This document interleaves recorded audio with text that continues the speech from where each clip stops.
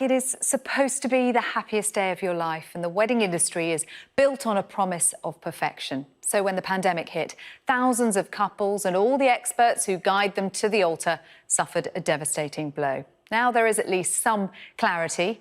If you're a spring bride, you'll have to cull your guest list back to 15 or 30. And if you're a summer bride, after the 21st of June, you just might be able to pack out those pews. Well, joining me to discuss all of this, bride-to-be Sophie Brown, who's postponed her big day twice, Emma Meek, the owner of luxury bridal boutique Miss Bush, Damian Bailey, wedding photographer and founder of the Wedding Industry Awards, and Sarah Hewson, a wedding planner and a spokesperson for the UK Weddings Taskforce. Hello to you all.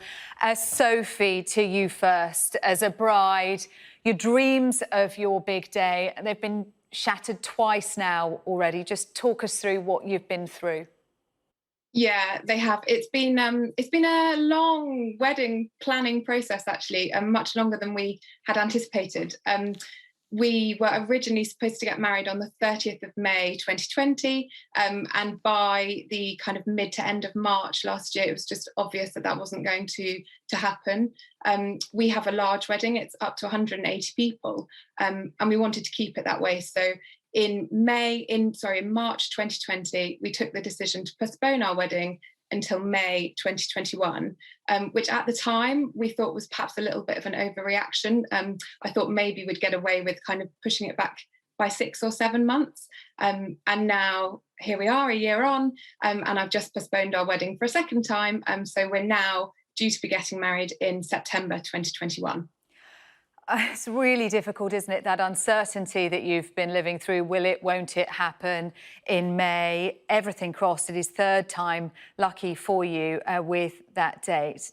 Tell us about the original wedding date. How did it feel to you on that day, knowing it should have been your wedding? What were you doing that day? Yeah, so obviously it was 30 degrees and brilliant blue skies and just kind of like the ultimate British summer day. You don't want it too hot on your wedding day, Sophie. If that's any consolation, you'd have been far too hot. Yeah, very true. And actually, we had kind of moderate expectations for just a nice day at home. You know, and we'd put a bottle of bubbles in the fridge, and we're just hoping to kind of make the best of what was quite a sad day. And actually, we were completely overwhelmed. Friends and family throughout the whole day were dropping off. We had sort of breakfast hampers, lunch hampers. My friends coordinated drop-offs throughout the day so that they delivered a wedding cake, flowers, a veil, confetti. They tried to make us do a first dance in the garden. They kind of spread all of the wedding traditions out amongst them throughout the day. So actually, it was one of the most fun days of the summer last year, even though we were at home in our back garden and not getting married as we had originally planned. Oh, I'm really glad you did have a good day on what could have been a pretty depressing one for you. Well done to your friends, Sophie. Sarah Hewson, let's bring you in, because there's a personal element to this, as we're hearing from Sophie and from so many couples who were due to get married. And this is a whole industry that is suffering as well. We do now have a little bit more clarity on dates. Is that enough? No, it's not enough. And we can see the finish line now, which is the only improvement. But an entire £14.7 billion sector has had to be on standby until Monday in case they reopened weddings, which has cost billions of pounds. We have put in a very credible support ask, and we have been making the case for months now in direct talks with government, with Minister Scully in Bays, with Downing Street, explaining how we are a safe pair of hands. Weddings can reopen to larger numbers than 30 as lockdown is eased. And here's, I don't know what the polite word to use is, but from the 17th of May, 1,000 people or a 50% capacity can gather indoors, unless it's a wedding, when it can only be 30. In a venue that's strictly controlled, we have to do risk assessments anyway to hold a wedding. We have to make sure the day goes without clockwork anyway, whatever's going on in the room. And there is no credible reason why this number is 30. We don't understand it. And once again, we're being forced to open when it isn't even commercially viable. And worse than that, opening at 15 or 30 means we're actually giving money back from our already depleted cash reserves. And this industry won't get to June. We won't be there to do many of these weddings unless the government gives us the support that we have asked for and that we deserve. So really, Sarah, you're saying that it's a write-off until June the 21st, by which much of the peak period for weddings is gone, and there'll be many businesses that just can't survive until then. We're in Q6 of low season or prohibited trading. We now see that the next quarter is gone.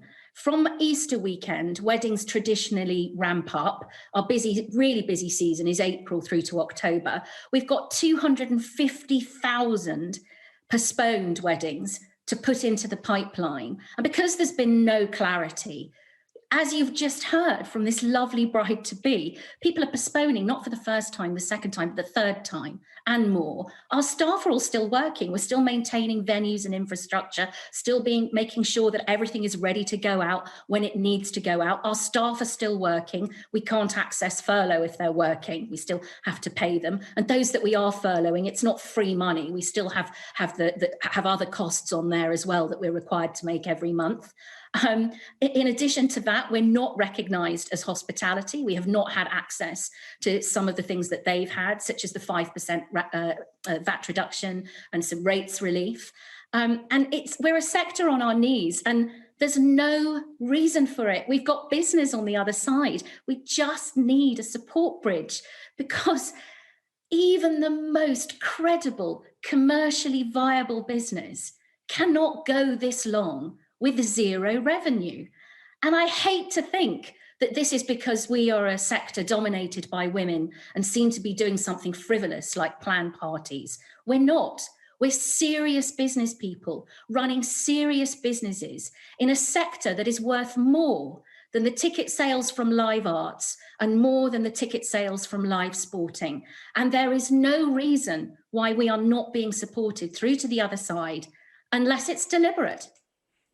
Let's bring in the one man on our weddings panel, Damian Bailey then. How has this impacted your business as a wedding photographer? Well, Sarah, I shot 2 weddings last year, one in February before the lockdown and a small one in December when we were allowed to. It was devastating, not only for my couples, many of whom, like Sophie, were postponing once, twice, 3 times, but to not be able to shoot weddings means no income. And that was extremely hard. So I had to adapt, pivot, all the watchwords that we've all been trying to use, do lots of family photography, which was great during the spring and the summer when government guidelines allowed, and otherwise batten down the hatches and wait, because all my couples who postponed from last year into this year are just ready and waiting to get married. It's business delayed, not business lost, and we just need to make it that far. And that is the point, isn't it? Surviving until you can get going again. And once the government made the announcement on Monday about this date and weddings being able to go ahead, we hope, from June the 21st. I mean, what happened to your phone? What's been happening to bookings? Well, it's been fantastic. 2 types of phone call. First of all, brides and grooms and couples who have booked their wedding in the spring this year, postponing, sometimes for the 3rd time or 4th time, but also couples phoning with some level of visibility now, saying, well, look, we're going to go for it after the 21st of June and keep our fingers crossed for the numbers that we want at our wedding. So it's been really encouraging to see all those couples coming in. They're waiting. They're just waiting for the green light. They can get married and we can all get back to work. Yeah, waiting for the green light. And of course, one of the big factors for anyone getting married is the dress. Emma, Meek, you come at this from the retail perspective. What has it been like for you and for your brides? Well, I mean, we've been an extended support network from our brides from, last March the 23rd, when the sort of level of bomb drop that they had put on their wedding plans, I don't know, nobody could have ever seen anything like it. I think the horror that they experienced, the money they lost, the emotional fallout from them. So we've been really being a support network for them, trying to be as steady and as calm as we can. From a business point of view, from a retail perspective, we had a deliverable product last year, even though weddings weren't going ahead. And I think we only had 10% or about 30 of our 300 weddings actually happen. Our supply chains were solid and we were expected to take deliveries as shops. And obviously clients were in a contractual relationship with us, so they needed to pay the balance of their dress, which has been really tricky to we've had to rethink about our contracts, rethink about our terms of trading. But we weren't as affected as on the day suppliers last year. We were able to do, and the business when we, in the times when we were open, I'm reliably informed by a peer in the wedding industry that we only opened for 26 weeks out of 48 weeks in the last, since lockdown. So actually trading was brisk when we did open, which really kind of underlines the fact that how important weddings are to people. And actually, although I think I've seen a number of companies pivot and try and produce micro wedding dresses and, suddenly jump onto a market, really what people want to do is hold on to their big wedding, their plans and the dresses and the day that they've dreamt of for quite a long time. But actually where the retail problem is now really is the fact that we've got nothing in the pipeline now, and we are absolutely have been stone cold, shut cold in what should have been our busiest quarter. So we're down almost 100% on revenue on quarter 1 of this year. So that will have a huge impact for retail going forward. And again, we're going to need some further financial assistance or an extension of the existing measures, like Sarah was saying, that, this isn't something, to get to the 12th of April before we can take any new business is a very, very long time. And we also have an obligation to the clients who want to get married, even with micro weddings, in April. And the big question is, how do we fit their dresses? Well, yeah, I was just going to ask you, Emma, about the practicalities about this, how a bride sees a dress, chooses a dress, how you go through the fitting process when you have to maintain social distancing, when your shop's shut.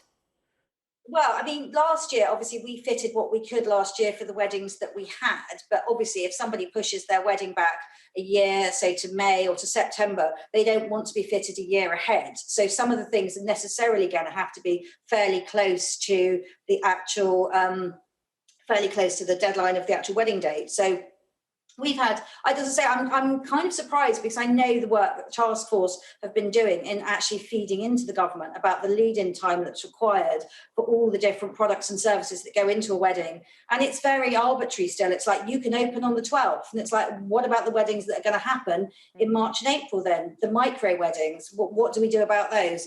Because we need to fit those. And I would argue, I think we could all argue that we've seen fairly lax adoption of safe COVID procedures in supermarkets and things. And I'm standing here in a giant chapel with acres of space, cubic capacity, loads of air, and with full PPE, I can fit dresses incredibly safely. Our protocols and our risk assessments that we did to go back last July were really safe. So I feel that we're ready to do this. And also I think the wedding industry needs us to be able to fit dresses to not give brides another reason that they can't fulfill their weddings up until June. I think we're critical to that. Sophie, Sophie Brown, let's get your thoughts on that. The build up to wedding is really exciting. It's also quite stressful as well. Yours has been going on for a very long time. How prepared are you, over-prepared potentially? Is everything ready to go when you can? Yeah, it pretty much was in March 2020, actually. So I had all of our suppliers in place that, you spend a decent amount of time finding and working with and paying deposits for. So we had everything in place, and all of our invites had gone out, all of our RSVPs had come in. So I was actually at the point of kind of table planning and, where are people going to be at what time when we had to postpone the plans last year.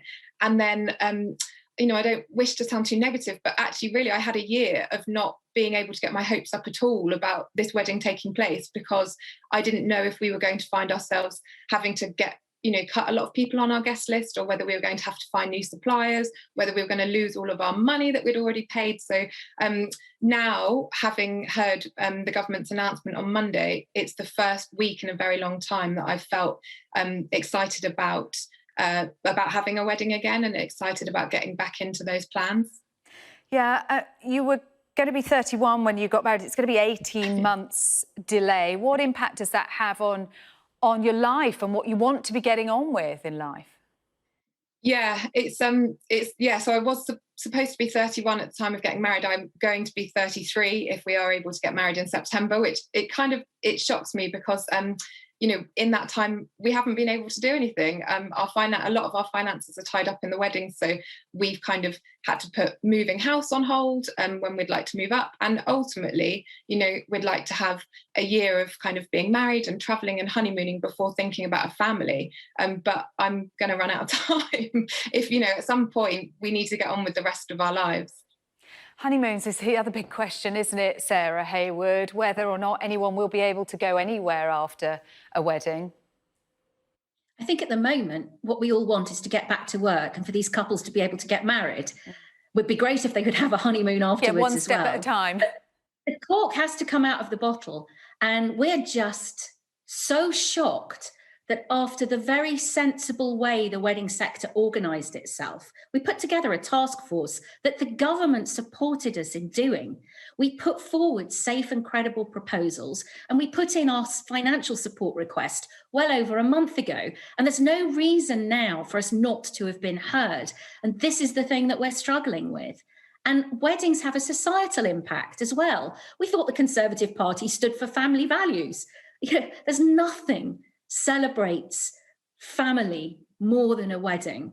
Nothing affirms the very concept of family more than a wedding. And at what point is this going to be recognised? Because literally 400,000 jobs are on the line. And I've just come out of a meeting, I had to leave it to come to this, with over 80 MPs who were championing our cause. And we just had a meeting with a large number of them. They completely get it. And they're going to go out and lobby for us and try and get that number changed when we get into step 3 from the 17th of May and try and get us some support. And I feel like the only person who isn't listening is sitting in Downing Street, coming up with some arbitrary number in step 3 just because there's alcohol around at a wedding. It is not credible that 1,000 people or a 50% capacity can gather indoors from the 17th of May for an event, except for a wedding. It's not acceptable. The Chancellor delivering his budget next week, Sarah. What are you hoping to hear from him in terms of support for the sector? We've put in a very sound request. It was for £680 million to get us to the 1st of April. We've increased that by another 200 million. The numbers stack up. More than 60% of our sector just needed £10,000 to get them to Easter. That's not a great deal of money in the great scheme of things. The larger businesses, the infrastructure, it needs access to the things that wider hospitality have, like I mentioned, the VAT reduction, and we need an extension of existing measures. But next week, we need to see financial support, and we need to be acknowledged. We've contributed for years, building our sector to this massive, world-renowned sector, unaided. That's probably why we haven't been recognised, because nobody needed to hear from us before. But we've made our case. A world-class industry is at stake. We're the only country that has galvanised its industry in the way that we have. People are asking us to give advice for overseas, but our own government, despite saying they supported us, has not responded to the requests that we made, and it's unacceptable. Damian, as well as your own business, you also talk to all of those within the wedding industry for your Wedding Industry Awards. And I wonder what your fears are for those suppliers within the industry, within the sector going forward. Well, I know that many have already fallen by the wayside, unfortunately. They just couldn't survive as businesses in the wedding industry because there were no weddings, there have been no weddings. But we're a pretty resilient bunch, I think. And what I've seen evidence of is wedding suppliers diversifying their businesses, adapting, pivoting, all these watchwords, and just doing the very best they can, waiting until they can get back to work at weddings. Because those couples like Sophie and thousands, tens of thousands of others are ready to get married and are just waiting to do so. So I do think that once weddings are back up and running to a sensible, normal level, that those businesses will flourish again, because they're talented professionals, hardworking, creative, resilient through and through. And we're certainly looking forward to seeing them all in the awards and celebrating all the successes that this industry brings. Sarah, you wanted to come in there. What we're asking for is a bridge to the other side for all the reasons we've talked about, that even the most robust business is going to be struggling after all these months of no commercially viable business. It doesn't make any sense to let us fail. And we're not asking for much to get us to the other side. The entrepreneurial spirit is very safe and well, it's alive in our sector. And it's not unreasonable when at the other side, we've got all this work. We've got £40 billion worth of work in the post-pandemic pipeline within 18 months to 2 years. What other sector can guarantee that? We can guarantee it if they'll get us to the other side. And 26% of that 40 billion goes to the Treasury. They're not even thinking of this with their business minds. We're represented by the Small Business Minister. It doesn't make any sense to let us fail. Yeah, I mean, Damian, engagements haven't stopped happening because of the pandemic. People don't stop falling in love. You're almost going to get to a point on the other side of this where you've built up so much demand and all of those dates are just keep on coming. How do you cope with that? Well, it's already happening. My wedding bookings, I shoot around 30 to 40 weddings a year normally. All those, bar two, went from last year to this year. But of course, you've got couples coming through, getting engaged all through last year who naturally want to get married this year. And there's very, very tight availability, and that pushes on into 2022 as well. So I've definitely seen couples going for Monday to Friday dates or Monday to Thursday, different days of the week. But yeah, it's a stressful time for these couples. As Sophie very, very eloquently put, just now, it's really difficult for them and all the businesses then having to juggle and manage those postponements and cancellations. It's stressful. It's really difficult. But as Sarah absolutely rightly said, we just need some support to get to the other side of this because our business is waiting for us there. Yeah, and Sophie, you must have many friends in a similar situation as well, and you're all juggling to try and squeeze in and find dates around each other. We are, so I've got friends and also family members who we'd kind of perfectly aligned our weddings the first time round and then tried the second time round and then happened to again the third time. And, one of our best friends and ushers is not going to be able to make it to the wedding if he's able to go on his own honeymoon because, they're also now getting married this summer. And it's all of those life events being squished into such a short period of time because we haven't had any other choice or any other opportunity. And Emma, one final thought from you. How quickly can you gear up, respond, the types of lead times once brides are confident, they've got their date in? How soon can you act? We can. I mean, our industry is absolutely desperate to trade. We've lost so much revenue, projected revenue from last year, and we've lost all of the revenue from this year. Our designers, I've been in touch with big household names like Suzanne Neville, Jesus Perot. They're ready to deliver in any given time that they've got. And we've got very, very sustainable, traceable deliveries. So we can get deliveries out there quickly. We want to be able to give people the dresses they want, even for new brides just coming in for the first time in April. Our emails were absolutely red hot yesterday with people booking as soon as they possibly could for April, for July and August weddings. So the appetite for the industry, as Sarah said, to get back and start delivering the revenues that the country actually needs is there. We just need to be given probably a more, I think, well, as I say, we need to be able to also be open for fitting sooner. And I hope that Sarah can take that message to Paul Scully as well, because it is so important that the kind of ancillary and the feed into the wedding industry is something that can just happen. It can't just open overnight. OK, Emma Meek, Damian Bailey, Sarah Haywood and Sophie Brown, thank you to you all. Good luck, and particularly to you, Sophie. We hope you get that day of your dreams come September.